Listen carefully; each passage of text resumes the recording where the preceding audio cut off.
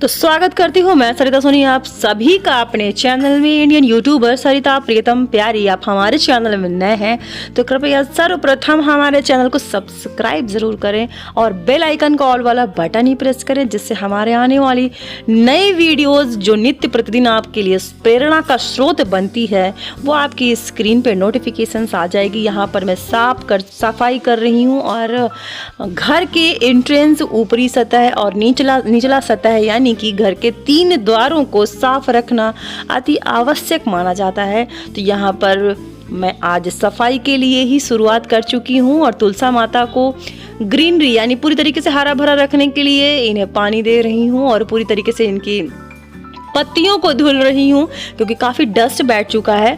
और इसके साथ साथ अभी ये सबको अरेंज कर रही हूँ। आप सब देख सकते हैं, आपको लगता होगा मैं कितनी तुलसा अरेंज करती हूँ, कितना तुलसा लगा रखा है। मुझे तुलसी माता का वृक्ष यानी पेड़ प्लांट बहुत प्यारा लगता है क्योंकि जब आप एंट्रेंस में तुलसा लगाते हैं तो ढेर सारी खुशबू सिर्फ तुलसी की ही आती है और एक पॉजिटिव वाइब्स भी आती है। यहाँ ये बुद्धा का एक फ्रेम है, प्लांट का वेस है जिसमें भी मैंने तुलसा ही लगा रखी है और संध्या बाती के समय इनको ही धूप दीप देती हूँ। तो हमारे चैनल का यानी आज का वीडियो का उद्देश्य है पुरानी धरोहर। तो आइए जानते हैं क्या कहना चाहती हूँ मैं। तो सर्वप्रथम चैनल को सब्सक्राइब जरूर करें। मैं यही कहना चलिए देखते हैं चाहे आप धार्मिक हो या ना हो, लेकिन घर में लक्ष्मी का प्रवेश तभी होगा जबकि आपका एंट्रेंस बहुत शुद्ध होगा। तो जैसे कि अब आ रही है सर्दियाँ, तो सर्दियों में तुलसियों का विशेष ध्यान रखना होता है या एंट्रेंस साफ सुथरा, डस्ट बहुत चिपकती है। तो तुलसियों को धीरे से जब सर्दियों में ओस पड़ने लगेगी तो एक हल्का कॉटन का कपड़ा है या कुछ ऐसा ढक देंगे। और मैं अपने बालकनी में अगर कुछ लगाना पसंद करती हूँ तो सिर्फ जैसे भी पॉजिटिव जो वृक्ष होते हैं, पेड़ होते हैं, प्लांट्स होते हैं, मैं उन्हें ही लगाती हूँ। जैसे तुलसा है तो मैं तुलसा ही, मैं एक प्रकार की तुलसा नहीं लगाती हूँ, 3-4 तरीके की तुलसा, वृंदावनी, श्यामा, रामा और एक होती है उसका मुझे नाम नहीं पता है, लेकिन जब याद आएगा तो मैं आपसे बताऊँगी। इस तरीके से एक पेड़ और है, ये प्लांट इसको बोलते हैं विष्णुकांता। विष्णुकांता को मैंने दोनों तरफ से लगा रखा है, बहुत ही शुभ माना जाता है। इसके साथ साथ समी का वृक्ष लगाना बहुत ज़रूरी है। समी में शाम घी का दीपक जलाएं या तेल का जलाएं, सरसों के तेल का, क्योंकि बहुत ही शुद्ध माना जाता है। तो आज तुलसा की सफाई हो चुकी है और एंट्रेंस पूरी तरीके से है बहुत छोटा, लेकिन मैं क्लीन रखने का पूरा ट्राई करती हूँ, पूरा प्रयास करती हूँ। और ये हैं हमारे बिहारी, और बिहारी जी को पूरे हमारे घर में ही पूरे आपको बिहारी जी ही दिखेंगे। अभी ये रखे हुए हैं पीतल के बर्तन, लाइन लगी हुई है इनकी और इन्हें साफ करना हमारी जिम्मेदारी, देख सकते हैं आप। ये प्रतिदिन मुझे ये करना पड़ता है क्योंकि जब आप डेली अपने खाए हुए बर्तनों को धुलना पसंद करते हैं तो जाहिर सी बात है कि जिन बर्तन में हम अपने ईश्वर को भोग लगाते हैं, जिनमें उनकी पूजा करते हैं, वो बहुत ही साफ़ सुथरे होने चाहिए। तो इसी तरीके से जो पीतल के बर्तन हैं उनमें से कुछ जैसे कि रेगुलर धुलने वाले जो बर्तन हैं, रेगुलर में हमारे पास 3 दीपक हैं, जिसमें से 2 दीपक तो मैं जलाती हूँ, एक राम दरबार में, एक कृष्ण दरबार में। और जो कृष्ण दरबार का है वो लक्ष्मी जी का प्रतीक है, जिसमें कि कछुआ बना हुआ है और जो कि उर्ली के ऊपर ही जलता है। और इसके साथ साथ अखंड ज्योति परमानेंट जलती है। ये आज से नहीं जला रही, मैं 2013 से ही जला रही हूँ। मुझे अखंड ज्योति जलाने का मन में अपने आप एक भाव आया था कि मुझे अखंड ज्योति जलानी चाहिए, और आज इतना समय हो रहा है तो अखंड ज्योति रेगुलर जलती रहती है। हालांकि इस बात की प्रेरणा काफ़ी लोगों ने भी ली है हमसे। अच्छा लगता है जब लोग कुछ सीखते हैं आपसे, तो मुझे बहुत अच्छा लगा कि लोगों ने मुझसे सीखा और रेगुलर एक अखंड ज्योति अपने यहाँ भी प्रज्वलित करी है। और अच्छा एक बात बताऊँ, अगर आप अखंड ज्योति जलाना चाहते हैं तो अखंड ज्योति देसी घी की परमानेंट नहीं जल पाती, कई बार सर्दियों में आपकी वो ज्योति बंद होने लगती है। आप रेगुलर जलाना है तो तिल का तेल आप जलाएं, तिल का तेल से रेगुलर जलता है और बहुत शुभ होता है, क्योंकि मंदिर के पास जब 24 घंटे दीपक जलता है तो नकारात्मकता अपने आप चली जाती है, चाहे कितनी भी प्रबल नकारात्मकता हो। लेकिन एटलीस्ट आपके मंदिर में, आपके भगवान के द्वार पे नहीं आनी चाहिए, क्योंकि उन्हीं से तो सारी कृपा आती है। अगर मंदिर में वो पॉजिटिविटी नहीं है सब कुछ व्यर्थ है।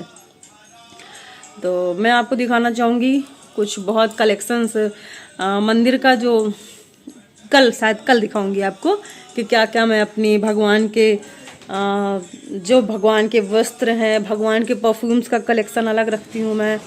और मेरे पास बहुत ढेर सारे भगवान हैं जो कि काफ़ी लोग अब नहीं चाहते हुए, मैं ठाकुर जी की भक्त हूँ, तो लोगों को ये रहता है कि मुझे गिफ्ट में वही मिल जाता है, वो दे देते हैं प्रेम से, श्रद्धा पूर्वक। जब भावपूर्वक आपके पास कुछ आता है तो आप उसे हटा भी नहीं सकते ना। तो मुझे लगता है कि मैं उन्हें किसी को नहीं दूंगी। मैं जब तक जीवित हूँ, मेरे एक कबर्ड है, उन सब में जब पूजा करती हूँ सबको खोलती हूँ और सबको भोग धूप दीप पत्र पुष्प बेल जो भी चढ़ाना है मैं वहीं पे चढ़ा देती हूँ भावपूर्वक। इस मंदिर की और राम दरबार की ये रेगुलर पूजा करती हूँ, और दोनों टाइम उतने अच्छे से समय नहीं दे पाती, लेकिन एक टाइम तो मैं पूरी तरीके से समय देती हूँ। एक टाइम सुबह जब प्रातः का समय होता है तो सबको आना जाना होता है, भागम भाग रहती है, यहाँ जाना है वहाँ जाना है, तो उस समय तो मैं सिर्फ और सिर्फ दीपक जला के भोग लगा लेती हूँ। और शाम का टाइम मेरा होता है जो गीता पढ़ती हूँ, माला भी करती हूँ, और इसके साथ साथ भोग दीप हवन जो भी है वो बहुत ही विस्तृत रूप से जो पूजन होता है वो मेरा शाम का ही होता है। उसमें आसन लगा करके बैठती हूँ। हाँ, आसन से याद आया, आसन जरूर लगा के पूजा करें, बिना आसन के आपकी पूजा अच्छी नहीं मानी जाएगी, तो आसन ज़रूरी है। तो और रही बात जैसे पीतल के बर्तन हैं, पीतल के बर्तन को तो डेली साफ़ करना होता है। अगर आप आज का पीतल देखें तो वो ऐसा हो चुका है कि अगर आप 2 दिन ना धुलें तो वो एकदम काला सा पड़ जाता है। हालांकि मैं अपनी बात कहूँ आपसे, मेरे पास जो भी पीतल का सामान आया, एक ऐसी कृपा रही अपने आप, जैसे कि मैं आपको दिखाना चाहूँगी। मेरे पास एक फ्लावर पॉट है जो मैंने इसी वर्ष खरीदे धनतेरस में, लेकिन जिनसे भी लिए उनकी दुकान में ये पुराने थे और ये किसी की धरोहर थी। देख सकते हैं आप, इसकी नक्काशी बहुत ही डल हो गई है, एक साइड से हल्का सा पिचका हुआ है, ये देख सकते हैं आप, निशान शायद दिख रहा हो, ये देखिए। और इस पीतल को बड़ी अच्छी सुगंध आ रही है। मंदिर में मेरे हर चीज़ से सुगंध आती है। मतलब जो भी चीज़ें मेरे पास मंदिर में आई हैं वो किसी की धरोहर ही स्वरूप मेरे पास आए हैं। और आप देख सकते हैं इसको आज 1 हफ्ते हो गए मांजे हुए, जबकि मैं सारे बर्तन डेली धुलती हूँ। शुरुआत में मैंने हर दूसरे दिन इसको धुलना शुरू किया।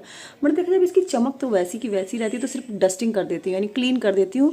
बाकी देखिए पुराने पीतल का ये सीन रहता है, ऐसा चमकता है ये। लेकिन आज की डेट का जो हम पीतल लाते हैं वो ऐसा नहीं है। वो मैंने देखा कि आप लाएं और 2 दिन अगर क्लीन ना करें तो वो तीसरे दिन एकदम काला सा पड़ने लगता है।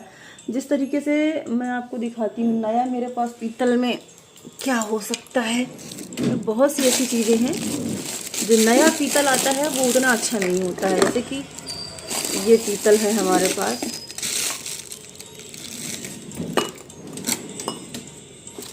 पीतल कह सकते हैं या फिर ब्रासो, वो क्या कहते हैं उसको, पीतल तांबा, 2 ही चीज़ें होती हैं भगवान की पूजा के लिए जो शुद्ध मानी जाती हैं। ये देखिए ये पीतल है, देख सकते हैं कैसा मिलावटी है, ये कहीं से पीतल नहीं लगता। ये प्लेट है जिसमें ओम लिखा हुआ है, ज़्यादा समय रगड़ के धुल दोगे तो ये ख़राबी हो जाएगा। तो ये पीतल है। लेकिन मैक्सिमम जो बहुत अच्छा पीतल है जो मेरे पास आया है मैं आपको दिखाऊंगी। ये पॉट तो रहा, ये भी किसी के यहाँ की धरोहर रही। और उर्ली प्योर पीतल, ये भी किसी के यहाँ का यूज़ किया हुआ था, मुझे नहीं पता किन के यहाँ का था, काफ़ी पुराना था। मैंने उनसे मंगाया था भैया से, तो उन्होंने कहा उर्ली इस यहाँ नहीं मिलती है। तो मैंने कहा जो आपके पास पुरानी है वही दे दीजिए, मैं उसको क्लीन कर लूँगी। यकीन मानिए ये पीतल इतना ज़बरदस्त है, 1 दिन धुल दो, अगर 10 दिन भी ऐसे रख दो तो चमकता रहता है। लेकिन मैं इसे प्रतिदिन धुलती हूँ क्योंकि इसे पानी भर के रखना होता है। तीसरी चीज़, ये मेरे नाना के हाथ का लोटा है, 1.5 हफ्ते हो जाते हैं ये वैसा ही चमकता रहता है, इसे सिर्फ 1 बार धुलना होता है। ऐसे पीतल की जो चीज़ें हैं वो मेरे पास बेशकीमती पुरानी धरोहर हैं जो आ जाती हैं। ये पीतल है। और तांबे में आपको दिखाती हूँ, तांबे में एक ऐसा ग्लास है जो काफ़ी पुराना है और वो भी बहुत चमकता है, मतलब इतना चमकता है कि मैं आपको क्या बताऊँ। ये है वो पीतल। इस पीतल की कहानी भी काफ़ी पुरानी। ये हमारी दुकान में कोई बेच गया था, इसका वीडियो मैं एक बार शेयर कर चुकी हूँ। इसे भी जब मैं धुल देती हूँ, क्लीन करती हूँ पीताम्बरी से, स्पीचलेस, गजब क्लीन होता है ये। मैं दिखाऊंगी इसको, अभी वॉश करूंगी आपको दिखाऊंगी। प्योर पीतल है, किसी ने ये सोच करके इसे हमारी दुकान में बेचा था, उसको लगा ये सोना होगा। उनकी दादी इससे पूजा करती थी, उनकी दादी को भी किसी अपने पूर्वज से ही प्राप्त हुआ था। अब ये लोटे इस तरीके के ग्लास ऐसे बनते ही नहीं हैं, पलटी हुई बाट का ये ग्लास है और प्योर पीतल है, ऐसा पीतल जो लाल होता है एकदम। तो उन्होंने कूड़ा समझ के फेंक दिया और हमारे हस्बैंड ने ये सोचा इसको फेंक देंगे, क्या करेंगे, पीतल है क्या करूँगी सरिता। मैंने कहा ना, इसको मुझे दो। पता नहीं कितने हाथ की धरोहर होगी और कितनों ने इससे जल चढ़ाया होगा शिव जी को या अपने भगवान को, प्रार्थना की होगी, कितनी प्रार्थनाएं और कितने हाथ इसमें, कितनी आराधनाएं होंगी इस ग्लास में। तो मैंने इसको भी संभाल के रखा है, मैं इससे ही पूजन करती हूँ। मैं इसे क्लीन करके दिखाऊंगी, जैसे अभी दिख रहा है ना, इसे जस्ट अपोजिट दिखेगा ये आपको। इसके साथ ही ये है मेरी धरोहर, मेरी माँ की दी हुई सिंदूरदानी। मंदिर का आधा सामान मैं आज आपको दिखाई दे रही हूँ। ये मेरी माँ ने मुझे दिया था रक्षाबंधन में सिंदूरदानी। जब मैं राखी बांधने जाती हूँ हर साल, तो मम्मी कुछ ना कुछ देती हैं। वो कहती हैं एक बार हम चांदी की गऊ दान भी करेंगे, तो गाय भी देंगी। और चांदी की सिंदूरदानी है और इसे भी मैं हर दूसरे तीसरे दिन पीताम्बरी से या नींबू से बहुत अच्छा क्लीन हो जाता है।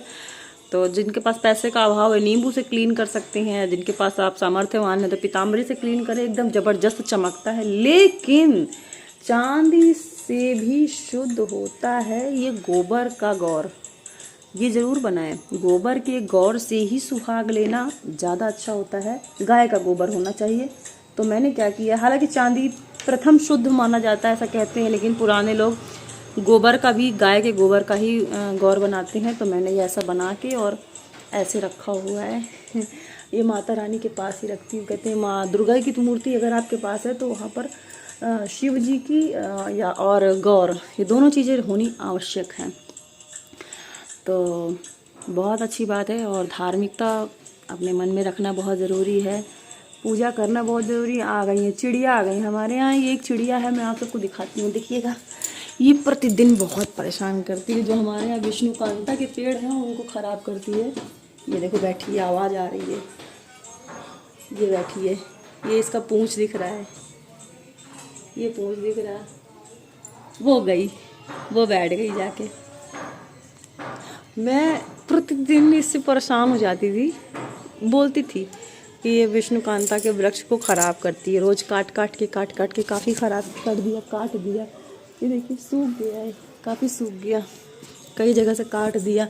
एक दिन इनसे विनम्र निवेदन किया है, पक्षी देव आप मत ऐसे करें, ये मेरे कृष्ण भगवान के चरणों में चढ़ता है। उस दिन से थोड़ा मान गई हैं, वरना ये डेली काट देती थी उस वृक्ष को, विष्णुकांता का जो है।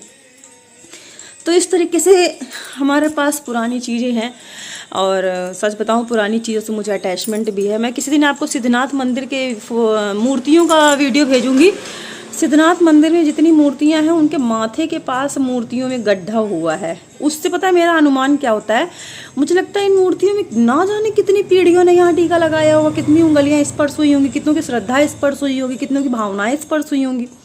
बड़ा अटैचमेंट होता है मुझे पुरानी चीज़ों से, तो वो भी देख के बड़ी खुशी होती है मुझे और बड़ा आनंद आता है। पुरानी चीज़ें, पुरानी धरोहर, प्राचीन काल की चीज़ें। राम दरबार हमारा, पीठ करके नहीं बैठना चाहिए मंदिर की तरफ। मैं कई बार बड़ी आघात होती हूँ, जैसे अब ये ऐसा रूम है कि यहाँ सभी आके बैठ जाते हैं, जैसे बाहर ही तो उसको नीचे से ही हटा देती हूँ, लेकिन कोई रिश्तेदार आया या कोई अगर उसने पीठ करके इधर की तरफ बैठ गया तो फिर मैं तुरंत टोकती हूँ कि भाई पीठ मत करो, मेरे भगवान उधर हैं, मैं टोक देती हूँ।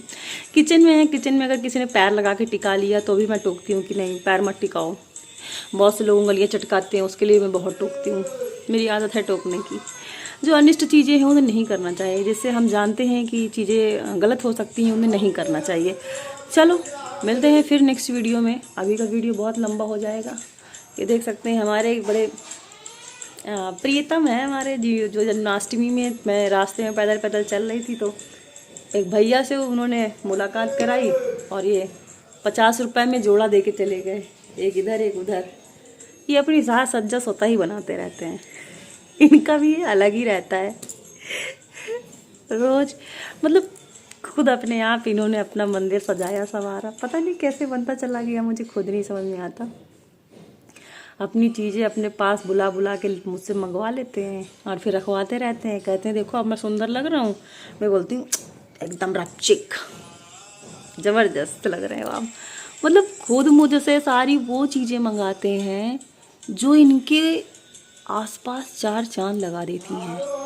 मंत्र मुग्ध हो जाती हूँ इनकी सूरत देखते ही। जब वो चीज़ इनके ऊपर मैं लगाती हूँ या स्पर्श करती हूँ, मंदिर में रखती हूँ, मैं देखती हूँ कहती ये कहाँ से आया, ये कैसे आ गया मेरे पास। फिर दिमाग लगाती हूँ ये सब तुम्हारी लीला है, तुम अपने आप मंगा लेते हो अपनी चीज़ें और अपने आसपास सजा लेते हो और फिर स्वतः सुंदर दिखने लगते हो। भाई सुंदर तो हो ही आप। तो ऐसे हैं। बोलो वृंदावन बिहारी लाल की जय। मिलते हैं नेक्स्ट ब्लॉग में, नेक्स्ट वीडियो में। जय श्री राधे कृष्णा। देखो यार, इन सब में एक बात तो कहना ही मैं भूल गई। प्लीज़ मेरे चैनल में नए हैं तो चैनल को सब्सक्राइब ज़रूर करें प्लीज़। मेरे सब्सक्राइबर मत घटाएं आप, जल्दी जल्दी ढेरों सब्सक्राइब प्लीज़ मेरे बढ़ाइए। और अच्छे खासे व्यूज़ आते हैं लेकिन लाइक नहीं आते हैं। कई वीडियो में तो व्यूज़ भी नहीं आते। उल्टी सीधी वीडियोस देखते हैं आप लोग, उनमें मिलियंस में व्यूज़ पहुंचा देते हैं, लाइक भी पहुंचा देते हैं। क्या अच्छी चीज़ों का इस दुनिया में कोई बोलबाला ही नहीं है? क्या अच्छी चीज़ें दिखाने वाले इंसान के लिए आपके मन में कोई स्थान नहीं है? अगर है तो प्लीज़ सहमति दें और लाइक ज़रूर किया करें वीडियो को।